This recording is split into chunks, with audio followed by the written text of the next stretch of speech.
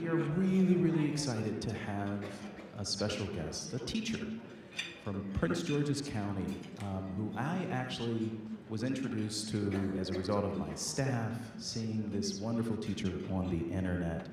And he's just doing some amazing things in the classroom, some amazing things, creative things around his practice. And when we heard that he was going to be coming to ECET2 here in La Jolla, we said we have to find a way to put him on the program. He's an English teacher from Prince George's County. Would you please help me welcome Clint Smith?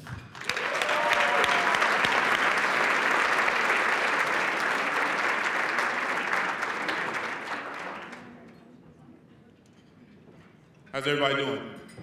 Good? Good night's sleep? That's good. So my name is Clint Smith. I am a teacher at Prince George's County, Maryland, Parkdale High School, 10th grade English, and I am in addition to being a teacher, I'm a spoken word artist. Who is familiar with spoken word? Okay, good, good.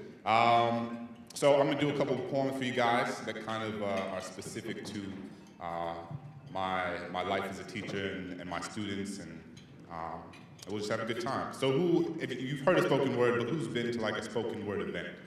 Who knows? So you know it's not like a poetry reading. You don't sit there and like if you feel what I'm like, I feed off the energy you give me, and vice versa. So if you feel something, you snap. Everybody snap. If you really like something, you go, woo. And if you really, really like something, you like fall over on the person next to you and you're like, Jesus. So make sure the person next to you is comfortable with them falling over on you first.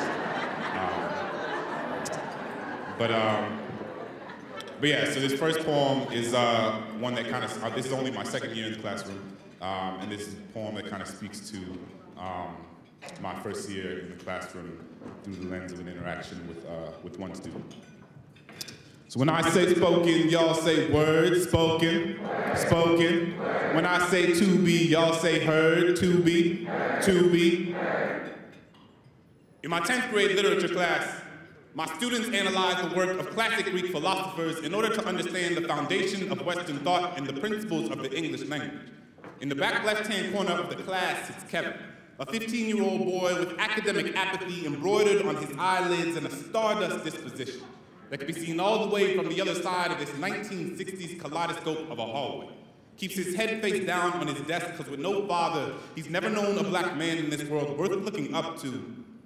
But I try to engage him anyway. Try to connect this excerpt from a 1,000-year-old text to the world he wakes up to every morning. And some days I'm more successful than others. But today, Kevin comes up to me after class and says, Mr. Smith, why do we even read this stuff anyway? So I tell him, Kevin, Socrates was killed for political dissension. This world wants to either see you killed or sit in detention. His time was more similar to yours than you think, but now Athenian and Spartan militias manifest themselves in bandanas and brown skins, so I beg of you, don't become part of a war in which you were never meant to fight. Listen, Aristotle said we are what we repeatedly do. Excellence, therefore, is not an act, but a have. It's you, but an act like you have it, because the only difference between you and these Greek philosophers is the scraggly beard, the wrinkly skin, and that silly-looking robe. But your ideas are no less profound, your insights no less enlightening, your values no less important. There are brilliant words bubbling from the ballpoint tip of your pen if you would just take off the cap, but what do I know? I'm just a 24-year-old public school teacher who continuously questions everything he's ever known. We have skin of a common complexion, but a lifetime of experiences more dissimilar than the solar system, so who am I to come into this classroom and tell you what to do? A quarter lifetime worth of missteps has taught me that my savior complex is something I need to shed from my skin, so trust, I'm not trying to save you because I'm still trying to save myself. Honestly, how can I teach him to believe that he is Plato when gentrification has taught him he is nothing more than Plato, something to be moved and molded at will by those doing the sculpting, so there's only one thing left to do. Become the sculptor and not the sculptor. Become the statistician and not the statistic. Kevin, I'm not perfect. I'm just a teacher trying to get you to understand all that you are already capable of doing, so I have no choice but to make sure you understand how to dissect this text, because me teaching you poetry through Lil Wayne lyrics won't help get you into college. We will work until concepts like the prison industrial complex and the achievement gap are archived into the library of America's imperfections. You will learn to read critically, write consciously, speak clearly, because that is the only way this world will ever listen to what you have to say. So let's make this world so you are more more than just Jordans and prisons. Let's flip that. Let them see you with college admissions. Show them you're more than just a jumble of brown-faced quantitative data on charts and spreadsheets. Show them there is an Aristotle awaiting to be awakened in your chest. Show them there is a Plato pumping potential through your veins. Show them there is a Socrates waiting to spring forth from your throat. Your Mount Olympus is standing right in front of your face. So now it's time to pick up your head and start climbing.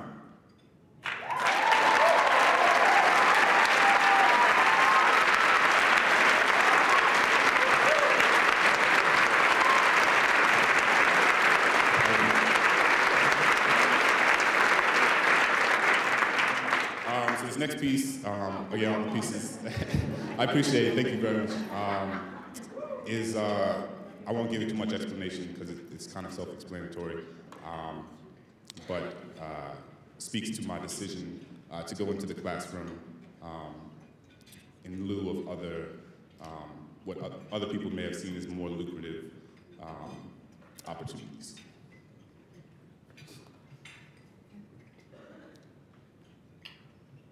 When I was 8 years old, I got the chicken pox. And I'm not sure where it came from, whether it was the touch of Timmy's booger hands during the game of recess tag or the saliva of Amaya when she sneezed on my sandwich bag. I don't know. But what I do know is that for those 11 days, I felt like the most powerful kid in the world. I was like an X-Men. Evil villains beware, with just a swipe of my hand against your cheek, thigh, or even elbow, I could turn the most proactive, protected sin into a mosaic of protruding polka dots. Turn your fingernails into both your best friend and your worst enemy and give you a fever. They made it feel like the devil was doing a Richard Simmons video workout on your forehead. And when I was supposed to be at home in bed, quarantined within the confines of a Power Rangers poster and a life-size stuffed Scooby-Doo, I snuck out of the window, hopped onto my bike, and rode right up to that same school building I was always trying so desperately to escape from. Amid the scenes of blacktop pandemonium, I stood in the middle of the basketball court, wearing my tube socks, a dirty towel for a cape, and a bare chest enveloped in pink anti-itch rubbing cream. I must have looked like the most dangerous kid on the block. With my spotted woody hands outstretched like AK-47s, I tried to open hand, slap, kick, punch, sneeze, cough, or loogie on any bully in the school who ever had the nerve to mess with me. And after slingshotting pus-filled Kleenex into Darren Williams' face, I was immediately sent to the principal's office. Days later, my mother took me to the doctor with a psychiatrist, I don't remember which one, and he said to me, "Kid, stay inside your room so you don't spread this thing to anyone else." And to this day, I still don't know if he was talking about the chicken pox or my insecurities.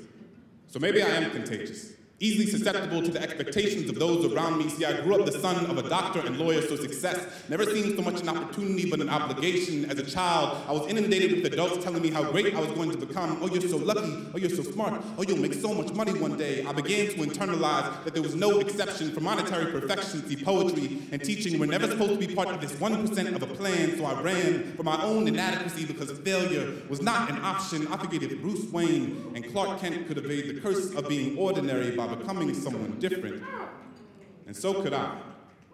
Even now, I'm still not the kind of man who is comfortable without a superhero to hide behind.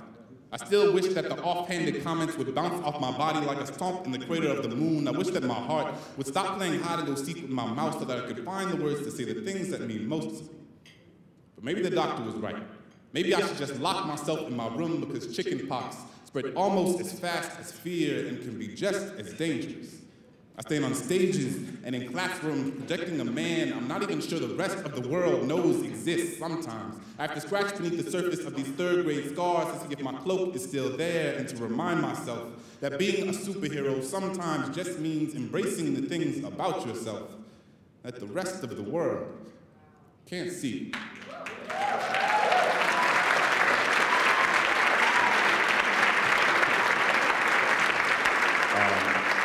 So I'm gonna do one more, and then we'll get to our workshops. But thank you guys for having me.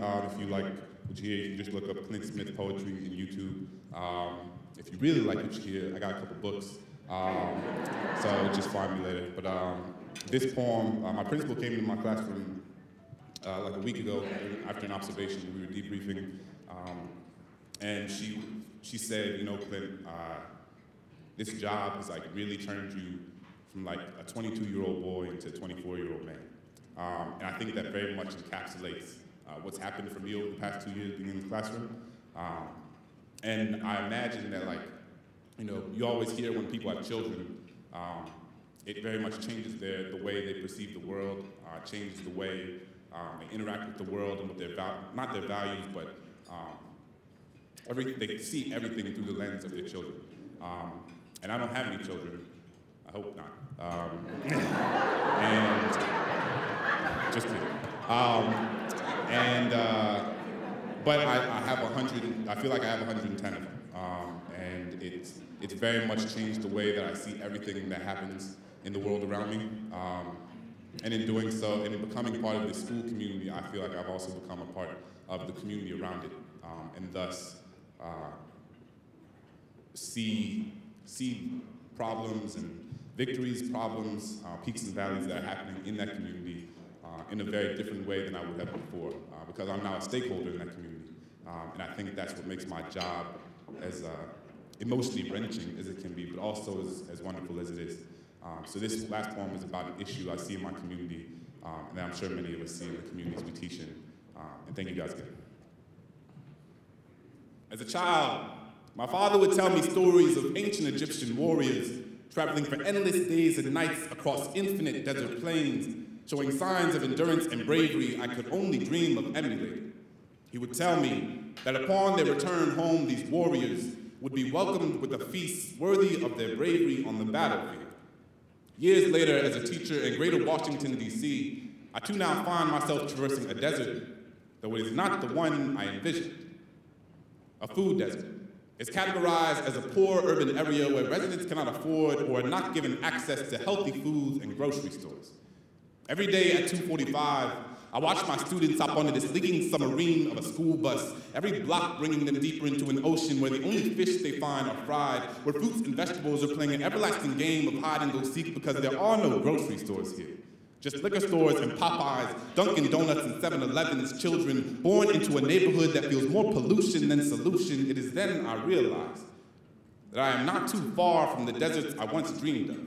See, whether Anacostia or the Sahara, it doesn't make much difference because the Whole Foods, Southeast DC is no different than the Serengeti to them. Brown-skinned little boys like my students are nothing more than walking cacti, just a piece of scenery this world has taught everyone to stay away from.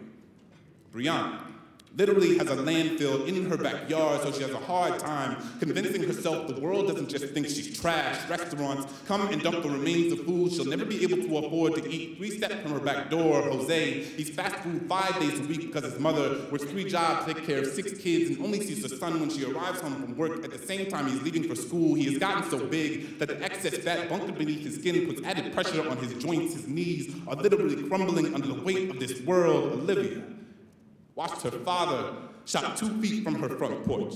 She wants nothing more than to go outside and play at the park after school, but gun violence has made a merry-go-round feel more like Russian roulette, so she doesn't go outside. Simply eats any processed food from the cabinet that will last long enough to prevent her from leaving the house too often. These are my students, my warriors, fighting a battle against an enemy they cannot clearly see. These kings and queens meant to feast, not to fester, but their zip code has already told them that their life expectancies are 30 years shorter than the county 7 miles away.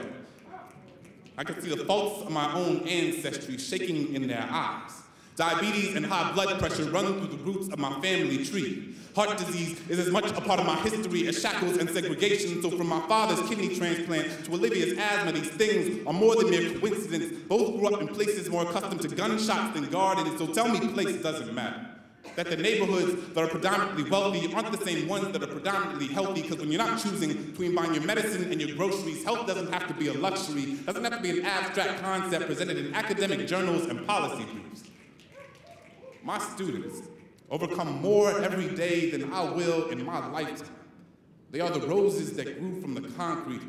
They are the budding oasis in the heart of the desert, and their lives are worth far much more than the things that this world has fed them. Thank you, guys.